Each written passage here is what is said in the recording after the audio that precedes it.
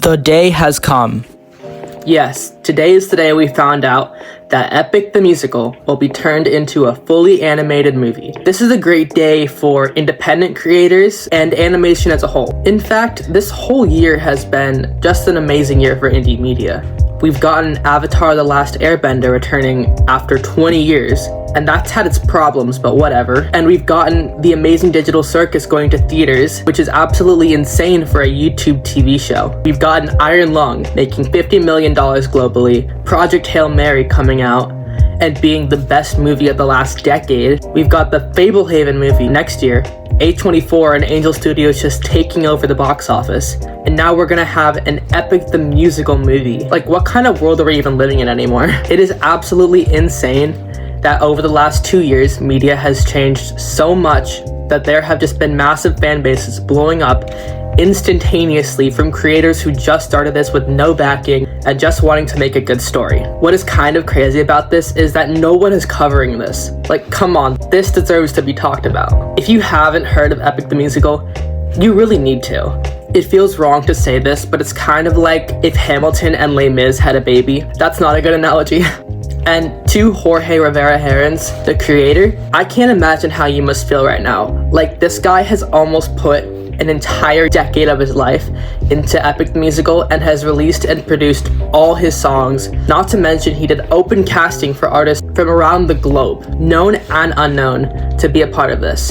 And it's gotten such great feedback on social media, and the reason it's been able to get so big is because of the fans and fan animatics that have been created. So it does make me wonder, and I've heard a lot of other people talking about this too, but with the movie being animated, will the animatics be taken off of YouTube? I know a lot of people are concerned they will be, but I don't think they would take them down because the entire Epic the Musical fan base watches and supports Jorge through the animatics. And if they're taking those animatics down, it would not be a good look for the movie. So yeah, I doubt they would take them down. They might get copyright striked. Actually, they probably will get copyright striked, but I wouldn't worry about them being taken down fully. I feel like this has to be in 2 parts, you know, because the musical's already like 2.5 hours. I think they do need to add more to it to make the musical more cohesive because not all the songs flow into each other.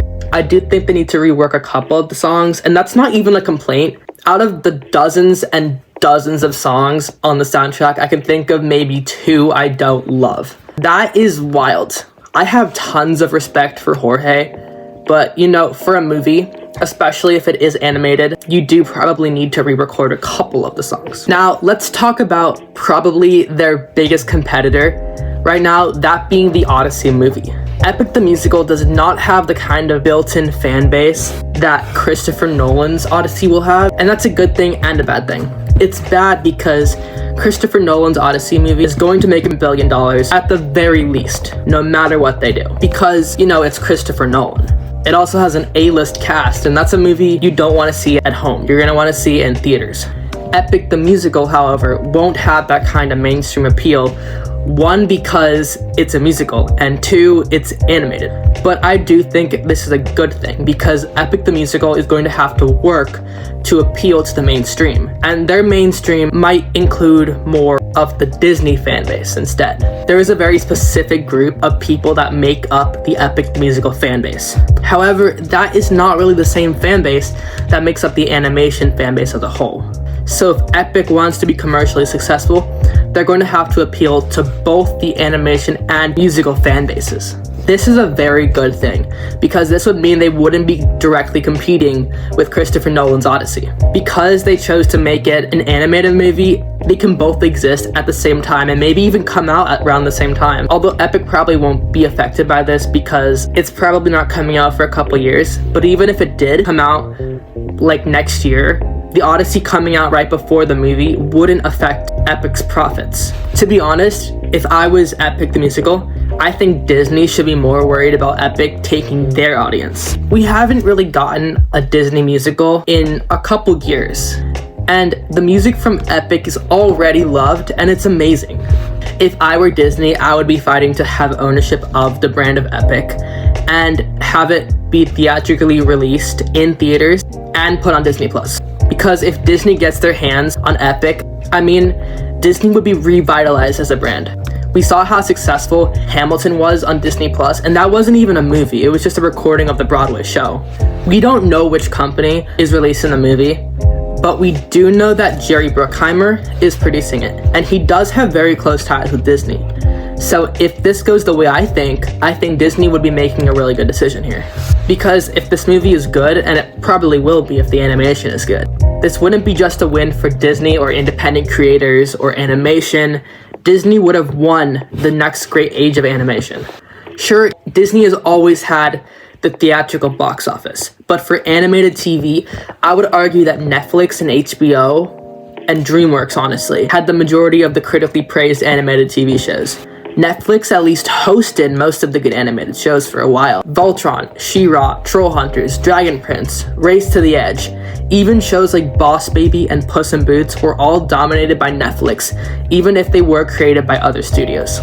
They pretty much owned adult animation between 2014 and 2019. Well, what did Disney have during that time? Well, they owned all the Marvel animated TV shows.